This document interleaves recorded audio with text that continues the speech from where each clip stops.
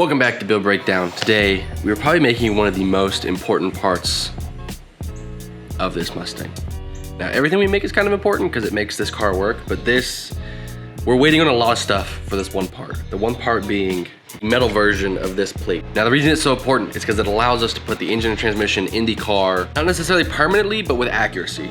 So we've had it in the car before, but with the plastic plate, the trans was still kind of flexing, so we couldn't really take any good measurements off of it, and we couldn't build any, the crossbar or the cross brace for the back of the transmission to support it. We couldn't measure for a rear drive shaft. We didn't really have a good height estimate on it where it was gonna clear the back of the trans tunnel, so we couldn't really make a trans tunnel for it, which means we couldn't put our seat in. There's a lot of stuff because we can't put the seat in, we can't do the steering. There's a lot of stuff that relied on this one plate. But with our couple of trials that we made, I think we have a pretty good idea of how we're gonna make this. And it's still gonna be a rough version for now, but it should allow us to just continue moving on with the build and get some good measurements, even if we have to make it again a more proper way. And I'll explain that in a second. So I've got our big piece of metal in here. It's 1/2 inch thick, 10 inches that way and 12 that way. I had to even take the back panel off of the CNC just to get it to fit, because our CNC isn't technically made for this, but it is made to take that back panel out so you can stick longer pieces of metal in there, but it can't actually reach all the way to that metal. We only have about 8 inches to work with of that foot of material. So if you guys saw the end of last episode, not a build breakdown, but just of the last video I posted, you guys saw this. Now, obviously if you didn't see that video, we have the bell housing all surfaced. So the front side was taken down 1/8 of an inch, and the back side, we tried to take 1/8 of an inch off because he was a little worried that we wouldn't be able to take that much. So he did 1/16 of an inch and said he was able to go actually a little bit farther than that. So we're pretty close to the 1/4 of an inch that we needed. Now if we're a 1/16 or a 32nd off on the spline engagement, because that's what that was for, was to get the clutch closer to or get the input shaft closer to the clutch to get more spline engagement. If we're that far off and we're having problems, we have other problems. So being a 32nd or a 16th off shouldn't cause any problems. If it does, stuff is messed up. So we have that, and then also the last 2 versions I made of this, we obviously redid this top hole to be different.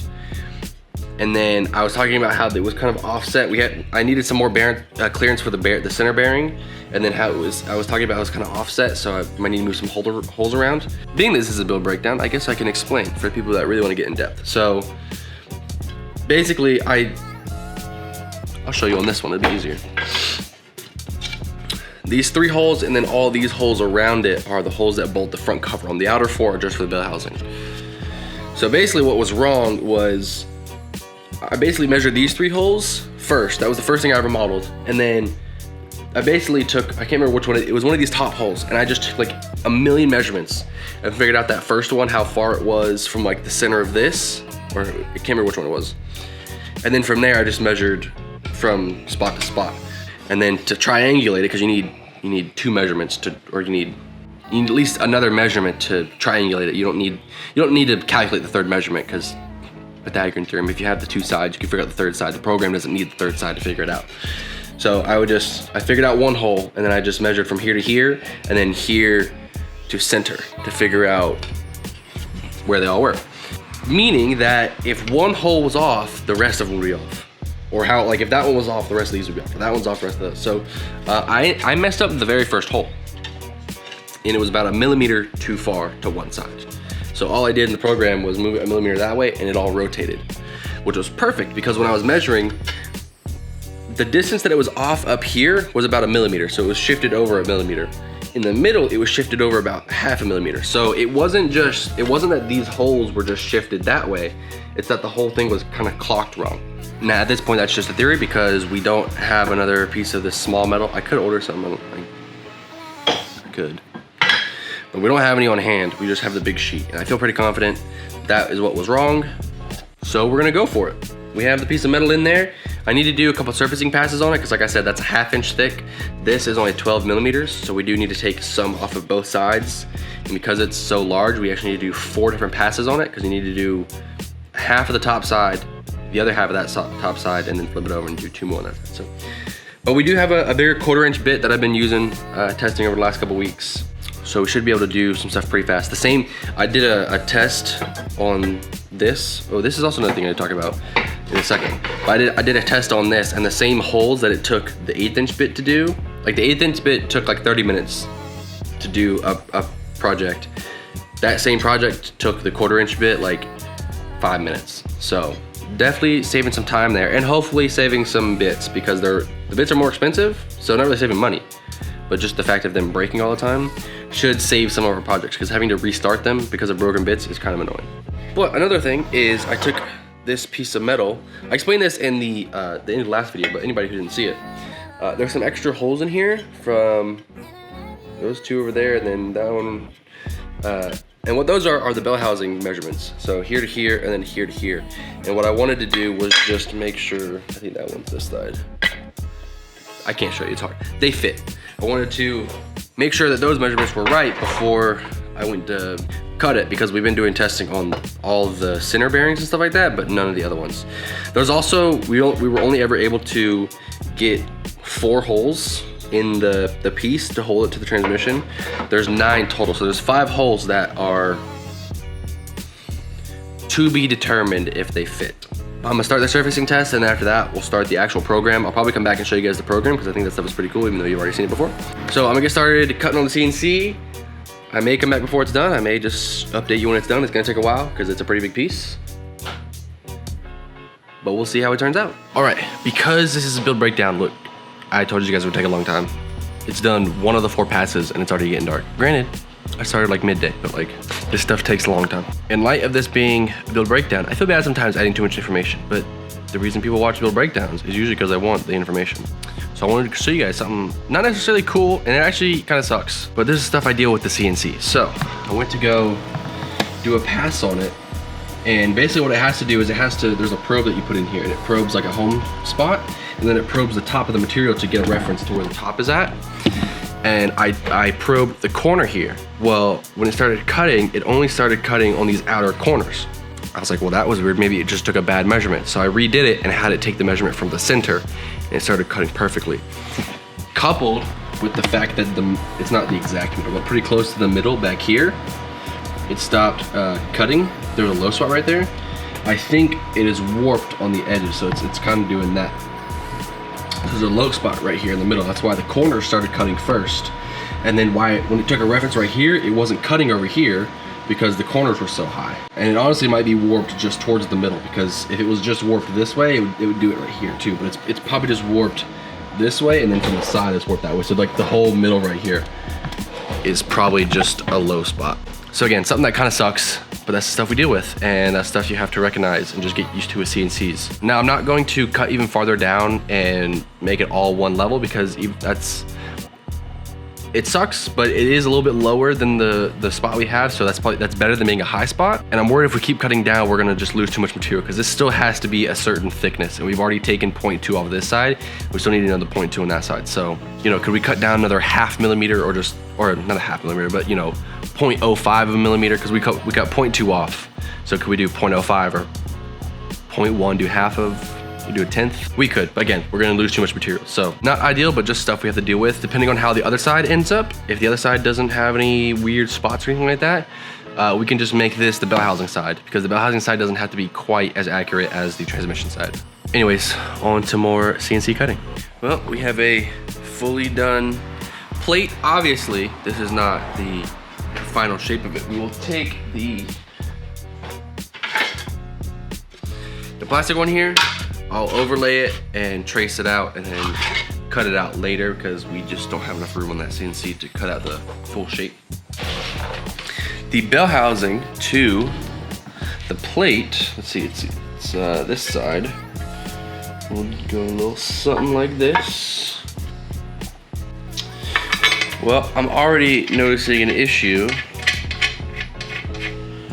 which is those two top ones line up, and then those two do not. So these two down here and this one, I'm gonna guess this one's off too. Those are the ones that I cut after I flipped the plate. So did I get the measurement wrong for in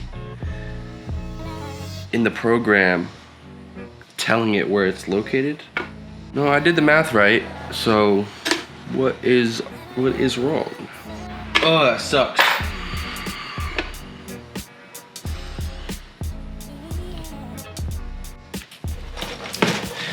Okay, I've been looking at this, doing some measurements, and I'm honestly just confused because obviously these 3 holes are shifted too far that way, which is fine, stuff gets messed up, but I oriented it, you guys can see the model back there, barely.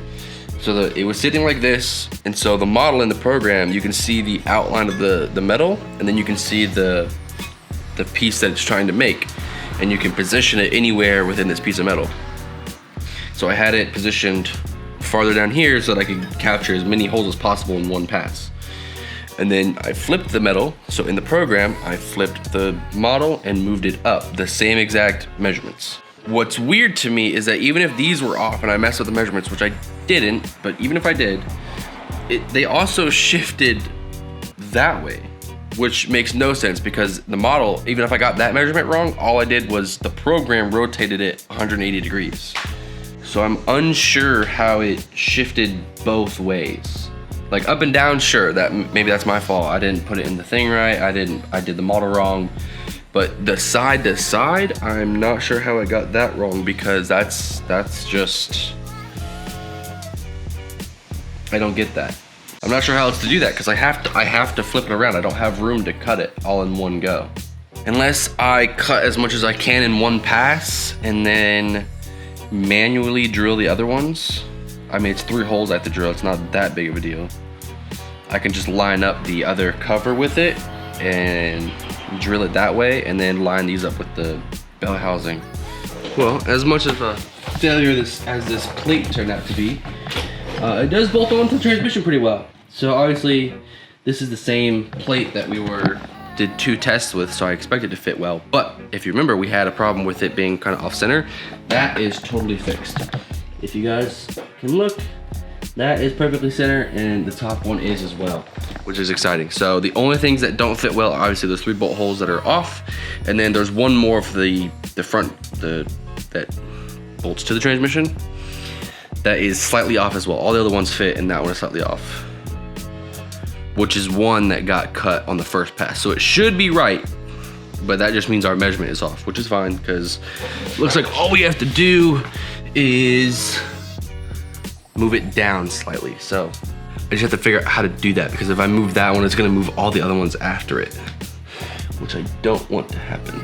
Well, I really hate ending videos like this because if I post it at all, but I think we're just gonna chalk this one up to a fail this week. I hate kind of letting videos linger week to week. Now, last clip you saw was probably saying, oh, we'll get more stuff and we'll redo it and it'll all be fine. And that was true until I went to go make the brass sleeve for the input shaft. That was gonna be a whole separate video. I started filming it and everything, and I couldn't ever get this to clamp down, and so we have to order just a bar. It's a whole thing. We had to order a bar of it instead of this, even though this already close to the size we need. I just needed to shave it down a little bit, which honestly would probably be a lot easier than a lathe if we had a lathe. Or there's an attachment for the CNC where you basically have a 4th axis where it can do lathe stuff. I didn't get that. So that just kind of threw me into the whole idea that we're just gonna call this one for this week and we'll come back and we'll make the plate and the sleeve and just start on a fresh new week. I hate ending videos like that, but that's also kind of the stuff I want to show with this build. It's not all glorious, oh, finish a build in 2 weeks and have tons of sponsorship money behind you and just get, you know, parts on parts. This stuff is expensive. It takes time, it takes effort. You fail a lot, and that's where you learn. So that's the reason I kind of want to end this video on that, is because I like showing sometimes stuff doesn't go well. But I apologize for the short video. If it is, it probably is gonna be short. I don't think I filmed too much for this. But we're gonna get rocking. I just ordered $400 worth of metal for this car to finish out the front suspension. So we're rocking and rolling. There is never a shortage of work for this car, I will tell you that. But that's it for me. I'll see you guys in the next one.